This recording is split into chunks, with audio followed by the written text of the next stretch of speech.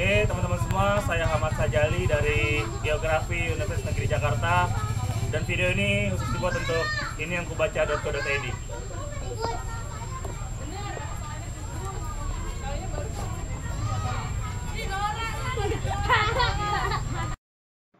Sebelum kita bahas buku yang tadi udah saya lihatin di depan, buku tentang Ciliwung ya, kita bakal bahas dulu peranan sungai serta kebermanfaatan bagi peradaban dan kehidupan manusia. Karena penting teman-teman, banyak contoh-contoh yang telah kita bisa jadikan referensi untuk sungai sebenarnya bisa untuk peradaban dan kehidupan manusia untuk menjadi lebih baik, tapi walaupun kenyataannya nanti bakal kita bahas Ciliwung serta peranan bagi warga DKI Jakarta seperti apa gitu. Oke, peradaban sungai jelas banyak contoh-contoh peradaban dunia yang dimulai dari sungai di Mesir kuno, kemudian di Mesopotamia, Cina dan India. Kita bisa contoh-contoh sungai yang memiliki peradaban dan kebermanfaatan tinggi bagi manusia. Sungai Nil, Sungai Gangga, Indus, Sungai Kuning dan sebagainya.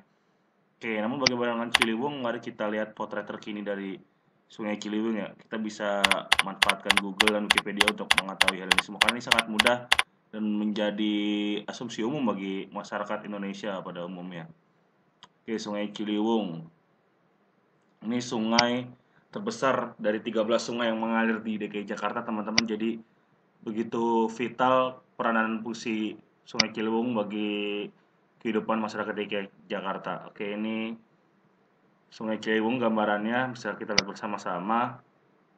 Cukup besar tapi mengalami penyempitan-penyempitan pada saat warga DKI Jakarta mengalami peningkatan yang sangat besar gitu. Ya, efek ekonomi dan lain sebagainya teman-teman, nanti bisa kita pelajari bareng-bareng. Oke, jadi Ciliwung ini adalah salah satu sungai terbesar di DKI Jakarta, mengalir dari Jawa Barat, khususnya Bogor, dari Gunung Gede dan Gunung Pangrango, melewati Bogor, Depok, dan juga DKI Jakarta untuk menjadi muaranya, yakni di pesisir utara DKI Jakarta. Oke, kemudian ini juga banyak fungsinya teman-teman. Jadi Ciliwung ini dimanfaatkan untuk banyak hal. Satunya nanti bisa kita lihat di vlog saya nantinya tentang buku yang keren banget. Nanti bisa kita sama-sama tahu salah satu peranan fungsi untuk Sungai Ciliwung apa. Jadi langsung aja kita masuk ke penjelasan buku untuk ini yang kubaca.co.id. Terima kasih. Oke, untuk kesempatan kali ini saya bakal nge-review satu buku yang menurut saya bagus banget, sesuai dengan lokasi yang kita pakai sekarang, yakni di salah satu PAUD ya, atau tempat pendidikan anak-anak usia dini di bantaran sungai. Jadi saya bakal ngambil review tentang satu buku tentang sungai yang mungkin paling terkenal di Provinsi DKI Jakarta, bahkan di Indonesia juga. Saya bakal nge-review buku Ekspedisi Ciliwung, satu laporan jurnalistik dari Harian Kompas yang dibuat pada saat medio Januari hingga Februari 2009.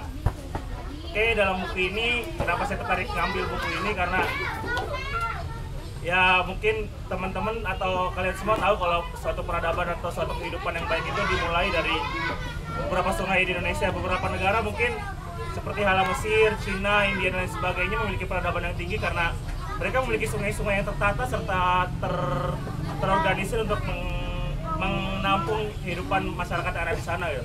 Mesir punya sungai Nil, kemudian di India punya sungai Gangga dan beberapa negara lainnya.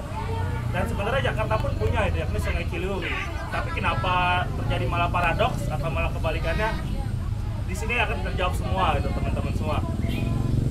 Oke, dalam buku yang tebalnya cukup banyak ini karena sebenarnya ini hanya kumpulan laporan jurnalistik dari para jurnalis-jurnalis yang ada di Kompas, sekitar 280 halaman, karena ini dibuat ekspedisi dalam jangka waktu sekitar 1 bulan.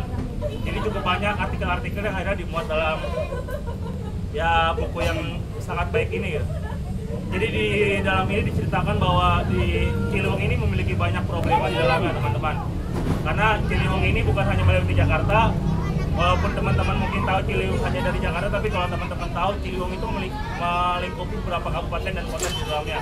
Ada kota Bogor, Kabupaten Bogor, kemudian ada juga kota Depok, dan yang paling penting adalah Provinsi DKI Jakarta. Oleh sebab itu membahas Ciliwung nggak hanya bahas Jakarta aja teman-teman, karena Ciliwung hanya hilir, hanya muara dari Sungai Ciliwung. Sedangkan hulu ataupun pusat awal aliran air ada di Bogor, yakni berasal dari Gunung Gede Pangrango. Oke, jadi banyak problema, banyak paradigma yang ada di Sungai Ciliwung. Kita bisa lihat dari kelompok petani teh yang ada di puncak hingga kelompok nelayan yang ada di pesisir utara di Provinsi DKI Jakarta. Oleh sebab itu, saya sih pengen mengajak kalau teman-teman tertarik untuk baca buku ini, teman-teman bisa makin peduli akan kebersihan lingkungan, terutama sungai, karena sungai bisa jadi potensi kemajuan bangsa yang sangat besar ya. Kita bisa contoh negara-negara yang tadi kita sebutkan di awal untuk membuat sungai di Ciliwung dan sungai-sungai Indonesia ini bisa menampung peradaban yang ada di negeri ini. Mungkin sekian, semoga bisa menjadi inspirasi bagi teman-teman dan tertantang untuk membaca buku ini serta melakukan aksi nyata untuk membuat sungai-sungai yang ada di Indonesia termasuk Ciliwung untuk menjadi lebih baik. Oke, itu aja, sampai jumpa di vlog-vlog lainnya. Oke, sekali lagi saya Ahmad Sajali, Geografi Universitas Jakarta untuk ini yang kubaca.co.